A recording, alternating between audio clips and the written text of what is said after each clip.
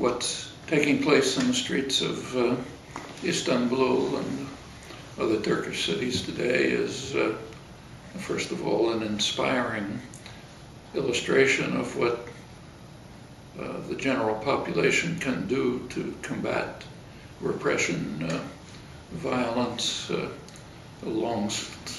far-reaching plans to change the society so as to undermine a decent human survival in the interests of business and corporate structures. It's part of what's happening in Turkey. It's particularly significant because of Turkey's major role in the region, most important country in the region. Whatever happens in Turkey is going to have a very broad influence, already beginning to have influence east and west. It's part of a major uprising internationally against the neoliberal assault on the global population that's been going on for a generation. It takes different forms in different places, but it's happening everywhere. In the beginning of this millennium, Latin America, after many years of struggle, basically pulled out of Western, mostly U.S. domination, began to move in its own independent direction.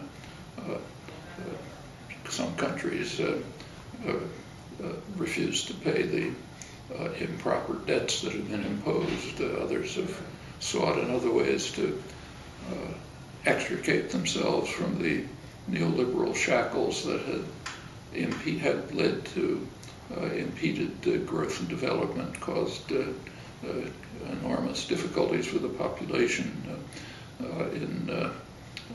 throughout in North Africa. The Arab Spring, now in a kind of a temporary period of waiting, began to follow the same course, also reacting strongly to the impact of the economic programs imposed by the international financial institutions, Western powers generally, local authorities, dictators implementing them.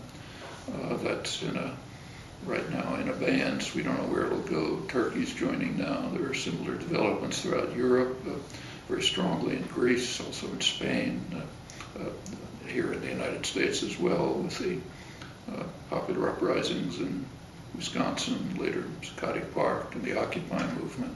I think all of these are parts of one general global reaction to imposition of social and economic policies over the past generation that have been extremely beneficial to tiny sectors of concentrated wealth and have generally had a severe impact on populations worldwide. It's been associated in many places with repression.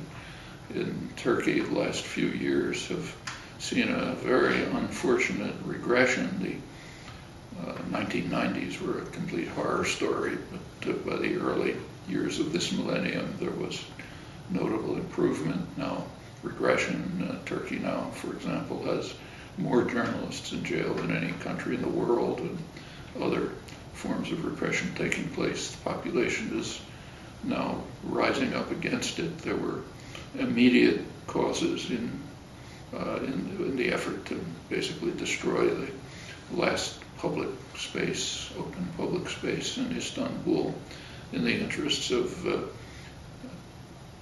military installation, mosque, commercialization, gentrification, and destroying the traditional character of the city.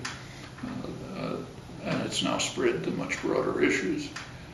For the international community, those who are concerned with human rights, justice, freedom, the welfare for the general population, should be an occasion for an opportunity for support and solidarity, and there are fortunately solidarity activities taking place all over, but also an inspiration for their own struggles.